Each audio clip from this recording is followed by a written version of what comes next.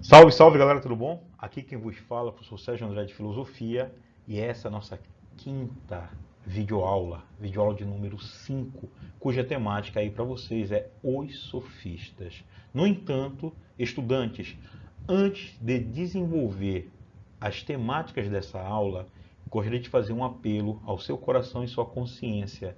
Não quero que você se inscreva no canal, não é que você dê o seu like ou dislike, que você ative o sininho, não. Quero que você se pergunte antes se essa videoaula pode ajudar um amigo seu.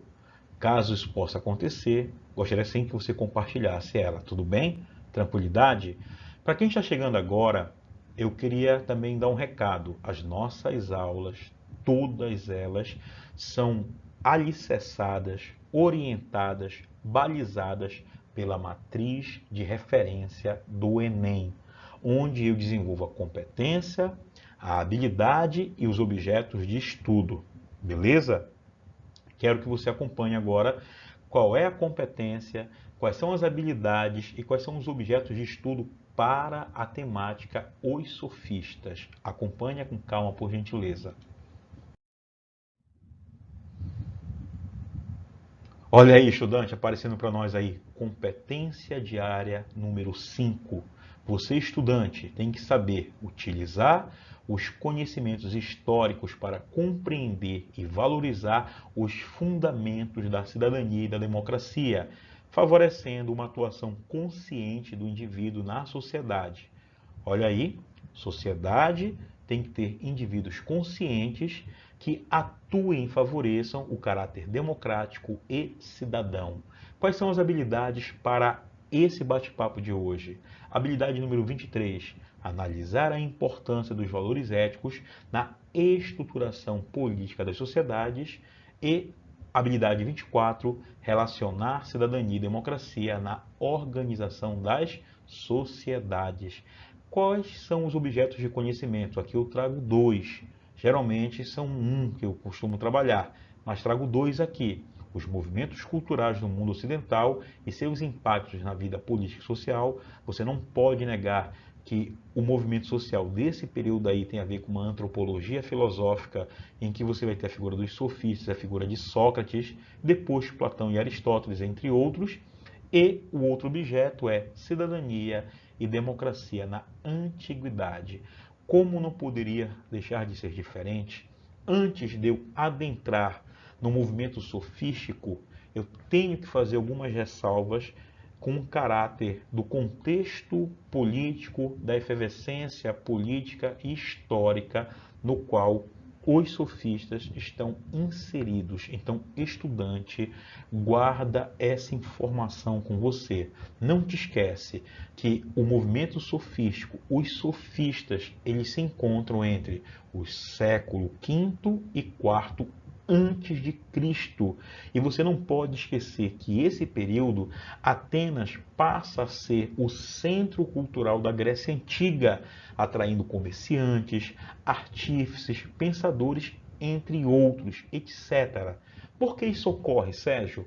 Isso se dá particularmente em função de, no mínimo, três fatores. Quais são esses fatores? A vitória dos gregos sobre os persas, esse é um fator importantíssimo. Outro, a liderança ateniense da Liga de Delos ou Confederação de Delos, no ano de 477 a.C. e a reconstrução de Atenas, sob o comando de Péricles e sua expansão comercial, que possibilitou a ascensão de uma classe mercantil.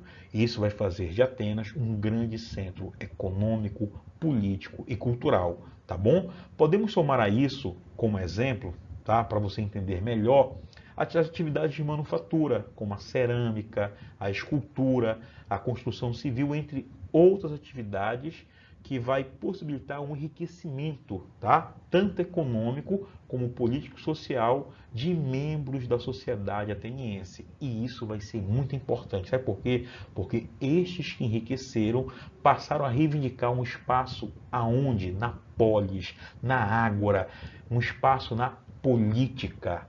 É nesse ambiente de esplendor econômico e cultural de Atenas que surge uma nova classe de intelectuais chamado de sofistas. No entanto, não te esquece disso, surge também uma nova filosofia nesse momento, tá bom? Com algumas diferenças em relação àquela que havia se desenvolvido nas colônias gregas da Ásia Menor e da Itália. Não te esquece disso. Sérgio, que filosofias são essas? Cara, você não pode esquecer que os primeiros filósofos estão se voltando para a natureza, para a physis. E agora nós temos uma antropologia filosófica nesse novo horizonte filosófico em que a visão cosmológica é substituída pela antropológica, são os sofistas os responsáveis pelo nascimento de uma nova profissão. Qual é ela? A do trabalho de ensinar. Tudo bem? Isso é muito importante, essa introdução. Vou citar agora aqui alguns sofistas para vocês. Olha só, Protágoras de Abdera, Gorgias de Leontina, Pródigo de Ceos, Hípias de Elis, Trasímaco da Caledônia. Queridos, o Enem não quer que você decore o nome desses caras. O Enem quer que você entenda qual é esse movimento que está acontecendo dentro de um contexto histórico, político e econômico que possibilita o surgimento desses pensadores. Tá bom? Agora tem uma coisa importante. Os sofistas, eles não são uma escola filosófica, tá? Cada qual desses teóricos em questão, quer seja Protágoras, Gorgias, Pródigo, Hípias, quem quer que seja, cada um deles tem a sua maneira de lidar com as questões das quais tratam. Beleza? Vou explicar isso com mais calma logo mais adiante. Mas antes de falar sobre eles e desse desenvolvimento antropológico, eu preciso que vocês guardem com atenção esse conceito aqui que vai surgir para vocês aí, que é o conceito de paideia. Tá bom? A paideia tem a ver justamente com o quê? Com uma formação clássica, com uma educação no sentido máximo da palavra. Você não pode esquecer, eu vi isso nas nossas aulas anteriores, que estão gravadas lá no canal, que a educação, ela tinha a ver com o caráter poético, os poetas, os aedos, rapsodos, né? Aquela educação pela oralidade, tudo bem? Só que vai ter mudanças fundamentais aqui. E a paideia, ela é muito importante nesse sentido. A paideia, a grosso modo, é uma formação clássica. E o que você se pergunta, Sérgio, o que é que se pretende formar? Queridos estudantes, o que está querendo formar aqui é o homem na sua excelência. E para formar o homem em sua excelência, tem que formar o homem no seu corpo, no seu espírito e na sua mente. Como é que você forma o corpo de um homem? Forma com a ginástica, com a dança. Como é que você forma o espírito com a poesia, com a música? E a mente? Matemática, história, gramática, filosofia, metafísica. Então, o que é que você percebe? Você percebe a formação do homem completa, corpo, espírito e mente.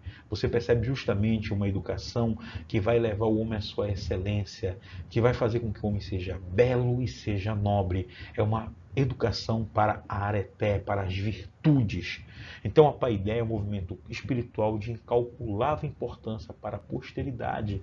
Por quê? Porque isso vai ser um modelo que vai se propagar durante um certo tempo dentro da questão do Ocidente. Tá bom? É a origem da educação no sentido estrito da palavra. Engloba o conjunto de todas as exigências físicas e espirituais. Se você olhar para o desenho aqui, você tem a ideia dessa formação dos homens. Tá? Você tem aqui a figura, né, do poeta, você tem a figura do gramático, do músico, tudo para formar o homem na sua excelência. Tudo bem? Tranquilo? Vou seguir em frente para que nós possamos avançar nesse bate-papo. Os sofistas estão num momento muito interessante da cidade de Atenas. Falei do desenvolvimento político, econômico, falei da questão comercial, desses homens que enriqueceram e que agora querem fazer política. Se você olhar com calma aqui, o que é que nós temos aqui? Nós temos a figura da ágora, do espaço público, da praça pública dedicado à vida pública, à vida política. Só que eu quero que você guarde uma informação, ela é muito importante. tá bom? Você não pode esquecer que todo cidadão é homem, mas nem todo homem é cidadão. Na aula de número 4, sobre antropologia filosófica, eu falo um pouco sobre isso, sobre os constituintes da figura, né, do cidadão. Quais são os elementos que configuram essa personagem pública? Aí falava do nascimento territorial, dos jus territórios, dessa justiça territorial, aqueles que nascem na cidade ou nas colônias dessa cidade. Falo também dos jus sanguíneos, de uma justiça pelo sangue, tá bom? Só a exemplo aí, quem é o ateniense? Aquele que nasce de pai e mãe, aquele que nasce em terras, tá? Falo também da maioridade, tá? As crianças são excluídas, assim como os metecos, os escravos, os estrangeiros são excluídos. E aquele que é do sexo masculino, isso é de fundamental importância. No entanto, isso não basta. Porque se eu estou excluindo crianças, mulheres, escravos e estrangeiros, ainda sobra muita gente. Aí tem uma questão importante, a questão da liberdade que você tem que ter para fazer política, que você pode chamar de ócio digno e produtivo. Não te esquece que o homem que é rico não se envergonha de ter escravos trabalhando para que ele possa dar conta da sua vida pública. Você pode estar se perguntando, Sérgio, por que essas pessoas gostavam de fazer política? Não te esquece que é bem aqui, ó. Decidir os rumos da cidade é antes de decidir os rumos da minha vida. E eu coloco essa observação aqui, olha. Todo cidadão é homem, mas nem todo homem é cidadão. Não te esquece disso, por gentileza. Todo cidadão é homem, mas nem todo homem é cidadão. Tá bom? Não te esquece disso. Não te esquece que essa questão aqui está envolvida a questão de uma areté política, de a virtude para a política. E para você ter essa virtude política, a pai dela é fundamental. Por que ela é fundamental? Porque é a formação do corpo, do espírito e da mente. Você forma o homem na sua excelência, para que ele seja belo e nobre. E para que isso aconteça, é importantíssimo essa aptidão intelectiva. E um papel importante aqui, que é o papel da oratória, de saber falar. Sabe por que isso? Você não pode esquecer que eu já tenho a cidadania, no sentido de que existem as restrições, aquele que nasce em terras, aquele que nasce de pai e mãe, aquele que é do sexo masculino, aquele que tem a maioridade, aquele que é livre, e aí também tem que saber usar a palavra. Não te esquece que a palavra ela veio para substituir o uso da força. No entanto, ela terá força de lei. E aqui você tem três constituintes importantes para esse espaço democrático. Um chamado de isonomia. Quando você ouvir essa palavra aqui, pensa na igualdade perante a lei. Isonomia é sermos iguais perante a lei. A isegoria é o direito à palavra. Essas duas aqui são as mais importantes para essa atividade pública na Ágora, na polis, na Ágora, na cidade-estado, na praça pública. Eu coloquei a isocracia, que é o exercício dos cargos públicos pela tua competência, sendo que para o espaço da Ágora, de fato, as duas mais importantes é a isonomia, que eu estou marcando aqui, e a isegoria. Isonomia, a igualdade perante a lei. A isegoria, o direito à palavra. Tudo bem? Vou avançar um pouquinho mais aqui nesse sentido. E olha o que eu quero falar para vocês aqui. Você não pode esquecer que a essência da democracia tem a ver com a liberdade. Você não pode esquecer que Atenas experimentou um período áureo, chamado de o século de Péricles, e nem durou um século de fato. Durou um pouco mais de 30 anos, tá bom? Mas olha só, a essência da democracia é a liberdade. E o que foi que se alcançou aí? Liberdade para pensar e liberdade para se expressar. A democracia colocou classes dos comerciantes também agora no poder. Você acha que os aristocratas e oligarcas vão ficar felizes com isso? Claro que não. Porque não estavam acostumados a dividir o que é seu e aquilo que eles acreditam ser seu por natureza. Por quê? Para os aristocratas, para os oligarcas, o poder vinha dos deuses, vinha do seu sangue, essa questão do, né, do caráter do hereditário, né? Poxa, se o cara ele é um nobre, o filho dele também já nasce, né? E até as leis também para esses homens, as leis que regem a natureza, que regem o cosmos, também favorecem esses homens. Então, para os aristocratas e oligarcas, eles acreditavam piamente que o poder deles vinha da vontade dos deuses, do sangue, e as leis passavam por isso. Aí, o que vai acontecer? Isso vai colocar a questão da educação. Você não pode esquecer que a educação ela não nasceu pública, gratuita. A educação ela é privativa, particular.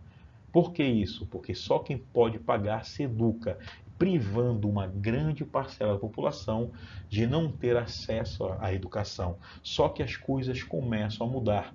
Começam a mudar em dois aspectos. Primeiro, por conta desse homem aqui chamado Péricles. Tá? Ele não é o pai da democracia, mas ele vai elevá-la a um patamar nunca antes visto. E, por conseguinte, por conta dessa classe comerciante que ascendeu economicamente e agora quer também fazer política. Pensa comigo aqui.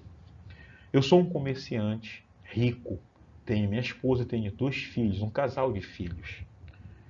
E aí eu entendo que se eu vier a falecer, a minha esposa e a minha filha não podem defender os interesses da família. Eu vou ter que educar o meu filho. E é nesse momento que entra a figura de quem? A figura dos sofistas. Por que não outros educadores, Sérgio? Porque a educação durante muito tempo esteve a cargo e a serviço da figura dos aristocratas e oligarcas. Não te esquece que a palavra aristói quer dizer melhores, cracia quer dizer poder, o poder dos melhores. Tá bom? Não te esquece disso. É nesse momento aqui, dentro desse contexto, que surge a possibilidade dos sofistas, tá?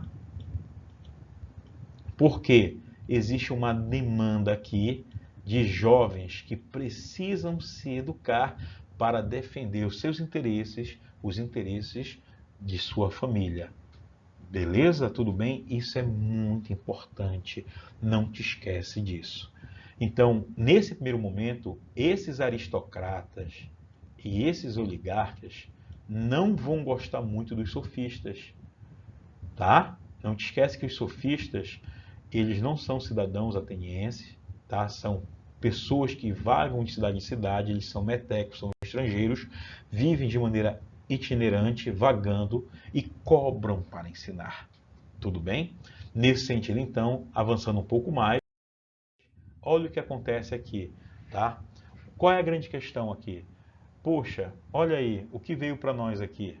Algo que eu já tinha adiantado e que apareceu aqui para nós, tá? Só para reforçar aqui, a educação para a vida pública, né? Nascido de pai e mãe, nascido em território, ser sexo masculino, alcançar a maioridade, ser livre, o ócio digno e produtivo, tá? Por que um ócio digno, Sérgio? Porque eu não me envergonho de ter escravos trabalhando para que eu possa fazer política. E por que é produtivo? Porque decidir os rumos da cidade é antes decidir os rumos da minha vida. Não te esquece, a palavra vai ser muito importante, porque ela vai para substituir o uso da força, no entanto ela terá força de lei. Por que ela é importante, Sérgio? Porque na democracia você tem liberdade para pensar e se expressar. Adiantando um pouquinho aqui, né? Quem são as características desses sofistas? Vamos lá. Primeiro são metecos, são estrangeiros. E aí eles cobram para ensinar. Queridos estudantes, é bem aqui uma das maiores problemáticas que o Sócrates vai encontrar com relação aos sofistas. Esse negócio de você cobrar para ensinar, tá bom? É como se você fosse dono do conhecimento. E tem uma coisa interessante. Os sofistas, eles afirmavam ser capazes de defender qualquer tese, tá bom? Eles eram capazes de defender que você é culpado e também defender que você é inocente. E aí você cria um problema seríssimo, tá? Você cria um problema no princípio de identidade, no princípio de ser excluído, no princípio de não contradição. Porque uma coisa não pode ser e deixar de ser ao mesmo tempo. Ou ela é, ou ela não é. Tudo bem? Eu não posso ser culpado e inocente ao mesmo tempo. Ou eu sou culpado, ou eu sou inocente. Porque quando eu faço essas proposições, uma é mentirosa. Então é aqui que o Sócrates vai bater muito pesado com relação aos sofistas. O que ensinam esses homens aos jovens? Ensinam duas artes, a arte da oratória e a arte da retórica. O que seria essa arte da oratória, Sérgio? É a arte do bem falar, de falar bem, tá bom? E o que é a arte da retórica? A grosso modo, é a arte da persuasão. Não adianta eu falar bem e não ser persuasivo. Não adianta eu ser convincente e, vez por outra, tropeçar nas palavras. É por isso que, dentro desse contexto, você vai ter a figura da arte da erística, essa arte de duelar com palavras. Tudo bem? Por que isso? Porque a palavra veio para substituir o uso da força. No entanto, ela terá força de lei. Os sofistas, então, eles vão criar um relativismo e um subjetivismo de aspecto ético e político.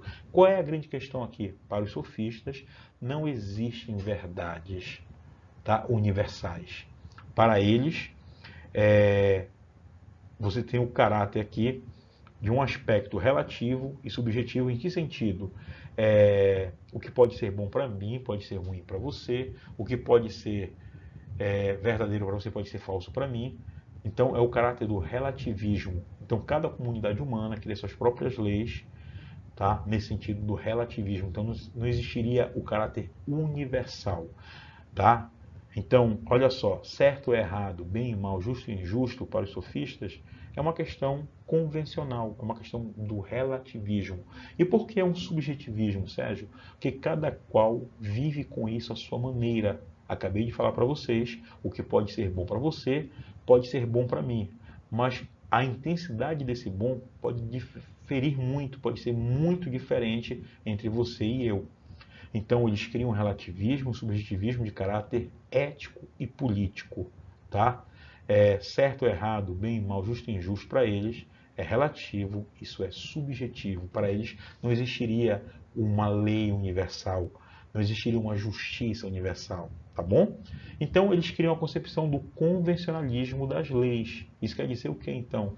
Que as leis que regem os homens não vêm dos deuses, não vêm dos céus, não vêm da natureza. São os homens que criam essas leis, uns para mandar, outros para obedecer. É o caráter do convencionalismo. Nesse sentido, então, eu queria fazer com vocês aqui uma questão, tá? O Enem de 2015 trouxe essa questão e quero ler e quero comentar com vocês. Olha o que ele diz aqui. O Trasímaco estava impaciente porque Sócrates e seus amigos presumiam que a justiça era algo real e importante. Então, olha só, o Trasímaco ele estava impaciente porque o Sócrates e os socráticos presumiam que a justiça era algo real e importante, tá?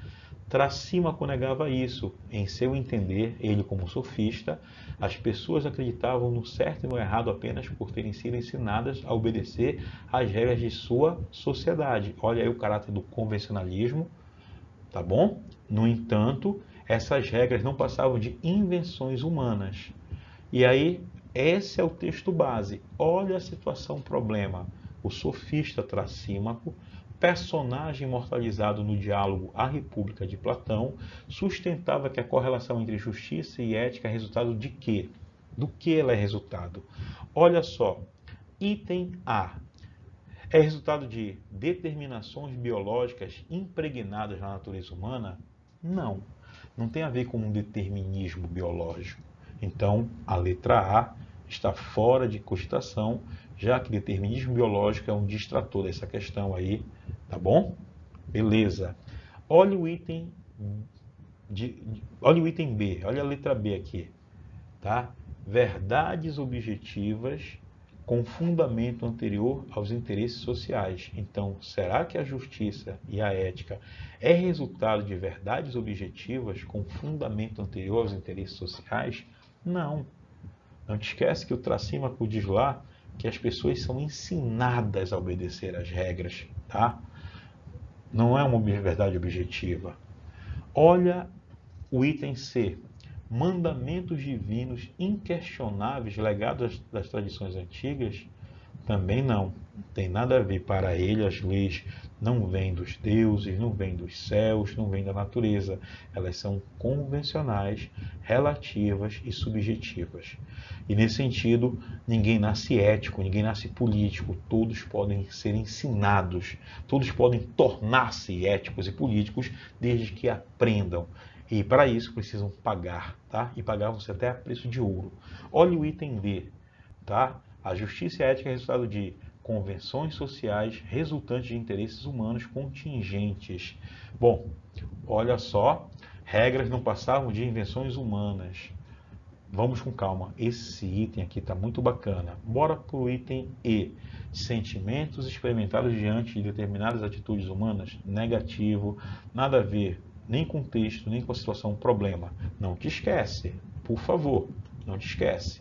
Isso aqui que eu vou circular agora para vocês, isso aqui você tem como texto base, né? Isso aqui de baixo é a situação, problema, e a tua resposta, ela tem que resolver a situação, problema, e por conseguinte, estar alinhada com o texto base da questão, tá? Talvez a única questão aqui que poderia causar um probleminha para você é a palavra contingente, tá bom?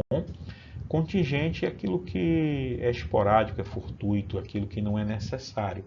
Ou seja, o fato de eu estar acima do peso não é necessário, é contingente, eu posso emagrecer, tá bom? Beleza? Então, nossa resposta aqui é a letra D.